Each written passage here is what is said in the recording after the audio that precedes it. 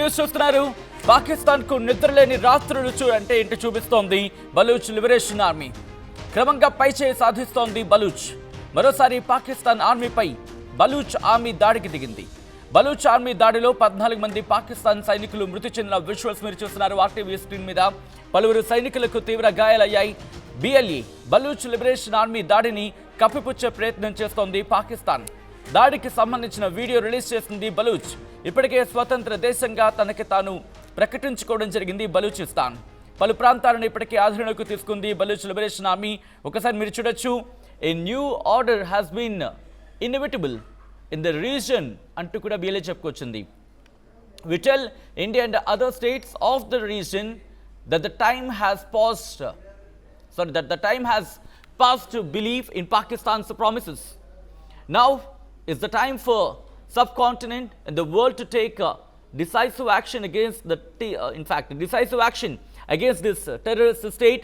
Pakistan has not only been a breeding ground for global terrorists, but also a center for the state-sponsored development of deadly terrorist group like Lashkar-e-Taiba, Jaish-e-Mohammed and ISIS. And the ISI is the network behind this terrorism. And under its auspices, Pakistan has become a nuclear state of violent ideology, which is being a volcano for its own people, for the entire world. అంటూ కూడా చెప్పుకొచ్చింది. మీరు చూడొచ్చు, ఇక్కడ ఇండియాకి సంబంధించి మాట్లాడుతోంది. We tell India and other states of the region అంటూ ఎన్ని అంశాలను ప్రస్తావించడం జరిగింది. మరి ముఖ్యంగా పాకిస్తాన్ ఉగ్రవాదులకు అడ్డగా మారిపోయింది. అక్కడే ఉగ్రవాదులకి పురుడు పోసుకోవడం జరుగుతోంది. దాంతోపాటు లష్కర్ తైబా, జైష్-e-మొహమ్మద్, హిజ్బుల్ ముజాహిద్దీన్, ఐఎస్ఐ, ఐసిస్ ఇలాంటి ఉగ్ర సంస్థలకు సంబంధించి పేర్కొన్నంటే అర్థం చేసుకోవచ్చు.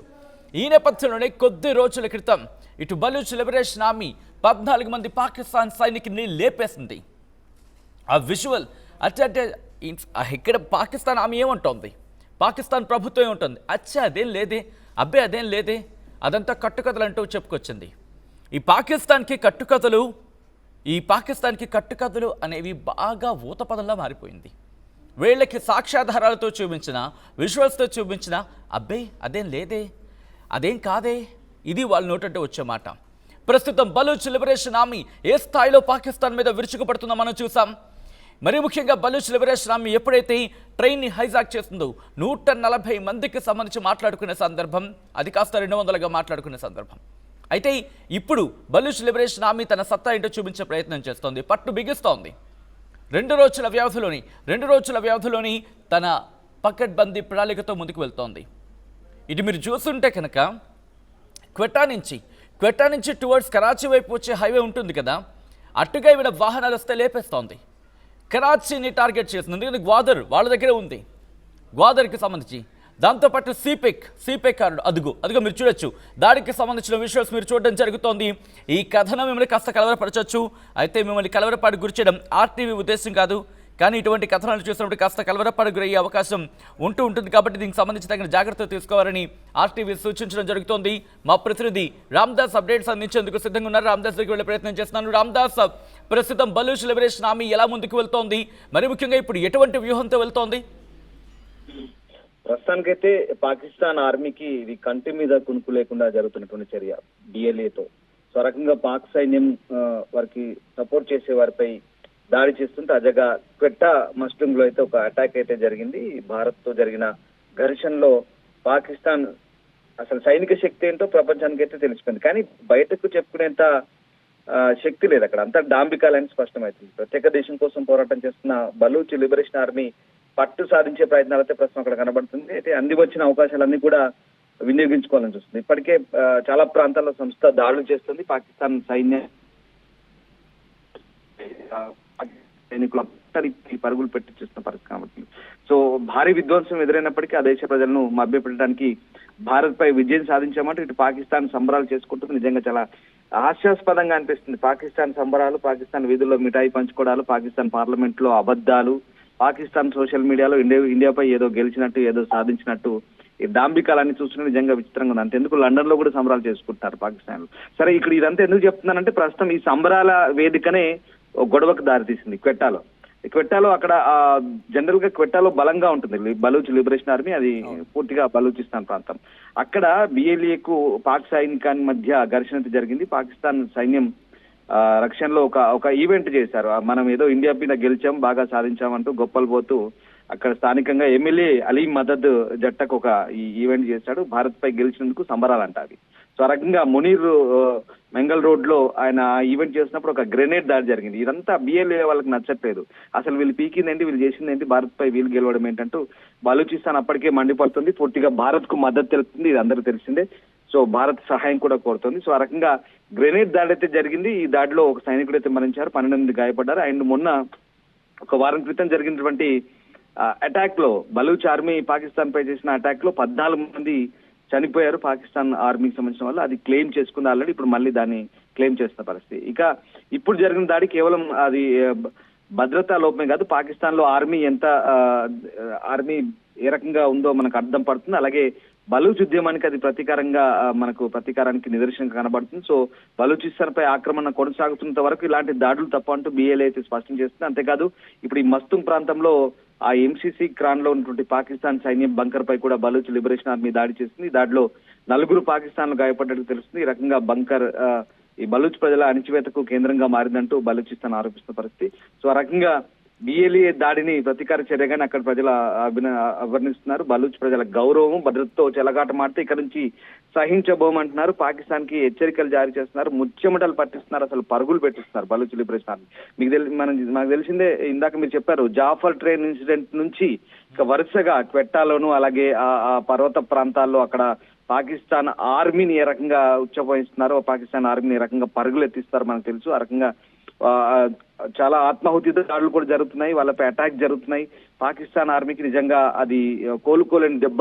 సో ఆ రకంగా ప్రస్తుతానికైతే బలూచ్ లిబరేషన్ ఆర్మీ చెందిన జియాండ్ ఆర్మీ ప్రతినిధి జియాండ్ అనే వ్యక్తి ఒక ప్రకటన అయితే విడుదల చేశారు. బలూచిస్తాన్ లో ఎక్కడా పాకిస్తాన్ సైన్యానికి భద్రత లేదని ప్రపంచానికి తెలుసని చెప్తున్నారు. సో బలూచ్ ప్రజల మద్దతు ఎప్పటికీ ఈ ఉద్యమవాద వేర్పాటువాదానికి సంబంధించి కాదు, ఇది కేవలం ప్రజా మద్దతుతో నడిచే ఉద్యమంగా అంటారని చెప్తున్న పరిస్థితి.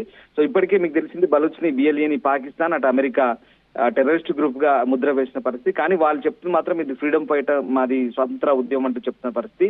ఎక్కడికక్కడ పూర్తిగా అణిచివేస్తున్నారు, బలూచిస్తాన్ ప్రజల్ని అణిచివేస్తున్నారు. ఇక్కడక్కడ పూర్తిగా ఆ ప్రాంతాన్ని అంతా కూడా దోచుకుంటున్న పరిస్థితి. దీన్నే ఇప్పుడు బలూచ్ ప్రజలు వ్యతిరేకిస్తున్న పరిస్థితి కనబడుతోంది. ఇప్పుడు ఉద్యమాన్ని మరింత ఉధృతం చేస్తున్నారు. ఇది పాకిస్తాన్ ఆర్మీకి మరింత తలనొప్పులు చేస్తోంది. సో మొత్తం మీద పాకిస్తాన్ చేతుల్లోంచి బలూచిస్తాన్ జారిపోయింది. నిన్ననే వాళ్ళు స్వతంత్ర దేశంగా ప్రకటించుకున్నారు. వాళ్ళ సంబంధించినటువంటి జాతీయ చిహ్నాన్ని ప్రకటించుకున్నారు, జాతీయ జెండాను ప్రకటించుకున్నారు. తమను గుర్తించమంటూ యునైటెడ్ నేషన్స్ లో కూడా అభ్యర్థన పెడుతున్న పరిస్థితి. సో ఇప్పటికే భారత్ ను కూడా కోరుతున్నారు, తమ రాయబార కార్యాలయాన్ని అక్కడ ఈ ఢిల్లీలో ఏర్పాటు చేసుకుంటామంటూ చెప్తున్న పరిస్థితి. సో ఎక్కడికక్కడ ప్రస్తుతం ఈ 1.5 కోటి జనాభా బలూచిస్తాన్ లో పాకిస్తాన్ లో ఇది అతిపెద్ద ప్రాంతము. ఎక్కువగా సహజ నిక్షేపాలు ఉంటాయి, బొగ్గు ఉంటుంది, బంగారం ఉంటుంది, సహజ నిక్షేపాలు, సహజ వాయు నిల్వలు ఉన్నాయి, అపారంగా ఉంది. తమ ప్రయోజనాలు ఎక్కడ తమకు దక్కట్లేదని స్థానికుల వాదన. పైగా 14 మంది దాడి తర్వాత పాకిస్తాన్ ఆలోచనలో పడింది అనుకోవాలా? ఎందుకంటే ఒకరు కాదు ఇద్దరు కాదు, ఏకంగా 14 మందిని పాకిస్తాన్ సైనికులను కోల్పోయింది. దాంతోపాటు తన వ్యూహం ఇటు బిఎల్ఏని కట్టడి చేయడంలో తన వైఫల్యం ఇక్కడ క్లియర్ కట్ గా కనిపిస్తోంది. సో ఇన్ని కనిపిస్తున్నాయి కాబట్టి పాకిస్తాన్ ఆలోచనలో పడుతుందా, లేకపోతే ఇంకా తన మొండి వైఖరి తన సైన్యాన్ని నమ్ముకోవడమా, లేకపోతే తన పిచ్చి ప్రణాళికను నమ్ముకొని ముందుకు వెళ్లే ప్రయత్నం చేస్తుందా? పాకిస్తాన్ మొదటి నుంచి కూడా అణచివేత కార్యక్రమాన్ని మొదలు పెడుతుంది. బలూచిస్తాన్ లో భయోత్పాతాన్ని సృష్టిస్తోంది, అక్కడ మానవ హక్కులు హరిస్తోంది. ఇక్కడ మనకు BYA అని కూడా ఒకటి ఏర్పడింది, అక్కడ బలూచిస్తాన్ యాంగ్చి ఆర్గనైజేషన్ అంటే ఒకటి ఏర్పడింది. అక్కడ వాళ్ళంతా కూడా పూర్తిగా మానవ హక్కులను కాలరాస్తున్నారు. అక్కడ గిరిజనులని పూర్తిగా హింసిస్తున్నారు. బలూచిస్తాన్ లో అనేక హింసా కార్యక్రమాలు పాకిస్తాన్ చేస్తుంది. అది ఇక చైనా సహకారంతో మీకు తెలిసిందే, అక్కడ ఏదో కారిడార్ కూడా కట్టారు. So Pakistan China corridor సిపెక్. So ఆ రకంగా అది వాళ్ళకి ఎలాంటి ప్రయోజనం లేదు, అనేక రకాలుగా వాళ్ళను పూర్తిగా దోచుకుంటున్న పరిస్థితి కనబడుతోంది. సో చాలా మందిని జైలులో పెట్టి హింసిస్తున్నారు కూడా. సో ఆ రకంగా నాన్ స్టాప్ వార్ అయితే కొనసాగుతుంది. ఇప్పటికే బలూచిస్తాన్ లోని పలు చోట్ల పాకిస్తాన్ ఆర్మీపై బిఎల్ఏ దాడులు చేస్తుంది. పాకిస్తాన్ పోలీస్ స్టేషన్లను స్వాధీనం చేసుకుంటుంది, హైవేలను నిర్బంధిస్తుంది, పాకిస్తాన్ పోలీసులకు ఖైదు చేస్తుంది. పాక్ ఆర్మీ ఇన్ఫార్మర్లను బిఎల్ఏ ఫైటర్స్ అదుపులోకి తీసుకుంటున్నారు, ఎక్కడికక్కడ దాడులు చేస్తున్నారు, బాంబులతో పాక్ ఆర్మీ వాహనాలను పేల్చివేస్తున్నారు. సో ఇందాక మీకు చెప్పాను. సో 1.5 కోటి జనాభా ఉన్నటువంటి వీళ్ళంతా కూడా ప్రస్తుతం పాకిస్తాన్ ప్రభుత్వం తమపై రాజకీయంగా కక్ష తీర్చుకుంటుందనే ఆవేదన వీళ్ళ కడుపు మంట నుంచి పుట్టిందే ఈ బలూచ్ లిబరేషన్ ఆర్మీ. సో ఖచ్చితంగా బలూచిస్తాన్ స్వతంత్ర దేశంగా ప్రకటించిన డిమాండ్ తో ఆల్రెడీ 25 ఏళ్ల కింద ఏర్పాటైంది ఈ సంస్థ. సో ఆ రకంగా పాకిస్తాన్ ఇరాన్ మధ్య విభజించిన ఇరానియన్ జాతి సమూహమే ఇది బలూచ్. సో ఈ రకంగా ఈ ప్రావిన్స్ అంతా కూడా పూర్తి స్థాయిలో ఇప్పుడు పాకిస్తాన్ పై పోరాటానికైతే సిద్ధమవుతున్న పరిస్థితి. సో రకంగా అయితే పాకిస్తాన్ ప్రభుత్వం అయితే బలూచ్ చేసిన దాడులను ఉగ్రవాద దాడులుగా అభివర్ణిస్తుంది. క్వెట్టాలో భద్రతను కట్టుదిట్టం చేస్తుంది. రోడ్ల మూసివేతల ద్వారా నగరాన్ని గుప్పిట్లకు తీసుకున్న పాకిస్తాన్ అన్న మాటకు సంబంధించి ఒకసారి వచ్చే ప్రయత్నం చేస్తాను. ఇప్పుడు పాకిస్తాన్ తరం అవుతుందా? ఎందుకంటే ఒక పక్క భారత్తోని సత్తా చాటుకునే ప్రయత్నం చేసింది, కానీ పూర్తిగా వైఫల్యమైంది, పూర్తిగా ఫెయిల్ అయింది. ఇప్పుడు బలూచిస్తాన్ ఆర్మీ విషయంలో కూడా అదే ప్రగల్భాలు పలుకుతోంది.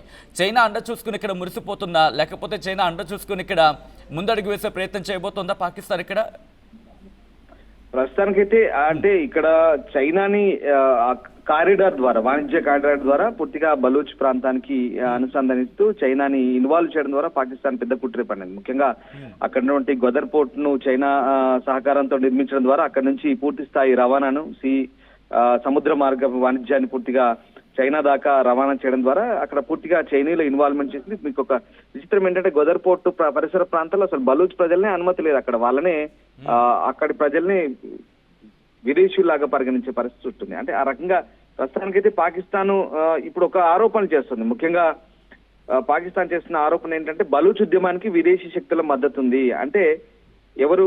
ఇండియా బలూచ్ ఉద్యమాన్ని సహకరిస్తుంది, విదేశీ శక్తులు ఇండియా లాంటి దేశాలు ఇక్కడ మా మీద కుసుకొల్పుతున్నారని పాకిస్తాన్ ఆరోపణ. మనం జాఫర్ ట్రైన్ ఇన్సిడెంట్ నుంచి కూడా అదే బదనం చేస్తున్నారు. మరి అసలు ఆ జాఫర్ ట్రైన్ ఇన్సిడెంట్ జరిగింది కూడా పూర్తిగా భారత్ చేయించిందంటూ వాళ్ళ పార్లమెంట్ లో చేస్తున్న ఆరోపణలు చాలా చిల్లర ఆరోపణలు అవన్నీ కూడా, అసలు మనకు సంబంధం లేని ఆరోపణలు అవన్నీ కూడా. సో ఆ రకంగా వాస్తవికత ఏంటంటే అక్కడ ఈ ఉద్యమం అనేది అక్కడ స్థానికంగా ఉన్నటువంటి బాధలు అణచివేతతో ఉద్యమం స్టార్ట్ అయింది. అది కొన్ని సంవత్సరాల నుంచి జరుగుతున్న పరిస్థితి, ఇప్పుడు కాదు. అది 1947లో అప్పుడే రాజరిక పాలన ఉన్నప్పుడు ఆ ప్రాంతాన్ని అంతా కూడా పూర్తిగా ఇండిపెండెంట్ గా చేసుకున్నప్పుడు అక్కడ జిన్నాకు నచ్చలేదు.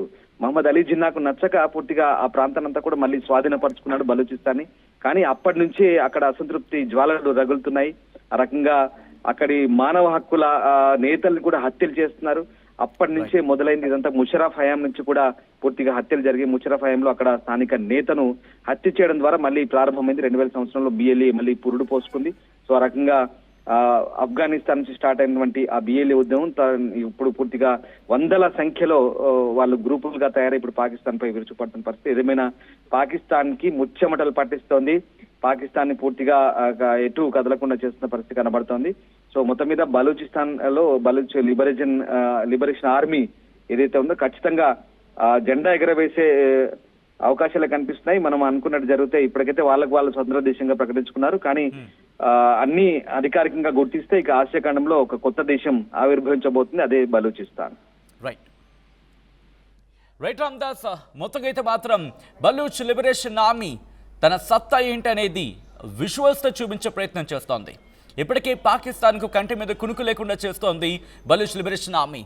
క్రమంగా పైచేయి సాధించేందుకు తన ప్రయత్నాన్ని ముమ్మరం చేస్తుంది. మరోసారి పాకిస్తాన్ ఆర్మీపై బలూచ్ లిబరేషన్ ఆర్మీ దాడికి పాల్పడింది. బలూచ్ ఆర్మీ దాడిలో 14 మంది పాక్ సైనికులు మృతి చెందారు. పలువురు సైనికులకి తీవ్ర గాయాలయ్యాయి. BLA దాడిని కప్పిపుచ్చే ప్రయత్నం చేస్తోంది పాకిస్తాన్. దాడికి సంబంధించిన వీడియో రిలీజ్ చేసింది బలూచ్. ఇప్పటికే స్వతంత్ర దేశంగా ప్రకటించుకుంది తనకి తాను బలూచిస్తాన్.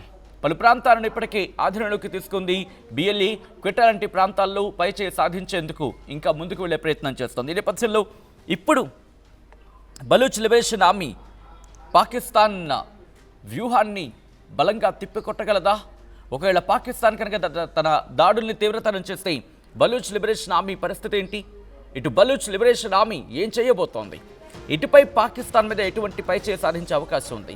స్వతంత్ర దేశంగా తనకి తాను ప్రకటించుకున్న తర్వాత ఏం జరిగే అవకాశం ఉంది? పాకిస్తాన్ ఏం చేయబోతోంది?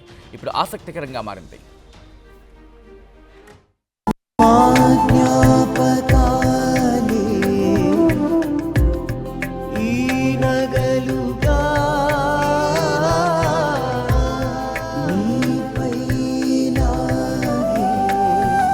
అమ్మాయి గౌరవాన్ని అమ్మలా కాపాడుతుంది. Gokulam signature jewels.